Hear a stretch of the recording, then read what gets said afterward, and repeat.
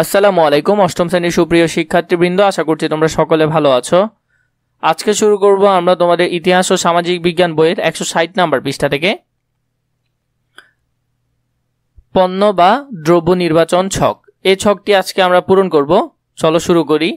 সম্পদের উৎপাদন ও সমতার নীতি। এই শিখন অভিজ্ঞতায় আমরা প্রাত্যহিক জীবনের ব্যবহার্য কয়েকটি পণ্যের তালিকা তৈরি করব। এরপর এই সব পণ্য থেকে যেগুলো প্রয়োজনীয়, অতি প্রয়োজনীয় ও কম প্রয়োজনীয় তা নির্ণয় করব। প্রয়োজনীয় ও অতীব প্রয়োজনীয় পণ্য বা দ্রব্যগুলো বর্তমান ও 1 বছর আগের বাজার মূল্য নিকটস্থ কোনো বাজারে পরিদর্শন করে জেনে নিব। এই পণ্য বা দ্রব্যের উৎপাদন, বন্টন, ভোগ ও সংরক্ষণ প্রক্রিয়া আমরা অর্থনীতির কেন্দ্রীয় সমস্যার আলোকে সমাধান করব। দলগত কাজ।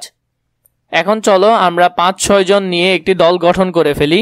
দলে আলোচনা করে আমরা প্রাত্যহিক জীবনে ব্যবহার্য কয়েকটি পণ্যের তালিকা তৈরি করি।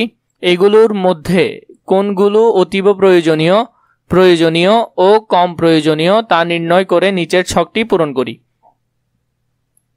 পণ্য বা দ্রব্য নির্বাচন ছক। অতীব প্রয়োজনীয় দ্রব্য, প্রয়োজনীয় দ্রব্য, অপেক্ষাকৃত কম প্রয়োজনীয় দ্রব্য। প্রথমে অতীব প্রয়োজনীয় দ্রব্য যেগুলো চাল, ডাল, তেল, লবণ, মরিচ। প্রয়োজনীয় দ্রব্য মাছ, মুরগি, ডিম, দুধ, পেঁয়াজ। অপেক্ষাকৃত কম প্রয়োজনীয় মশলা, আপেল, কমলা, আইসক্রিম, নুডলস।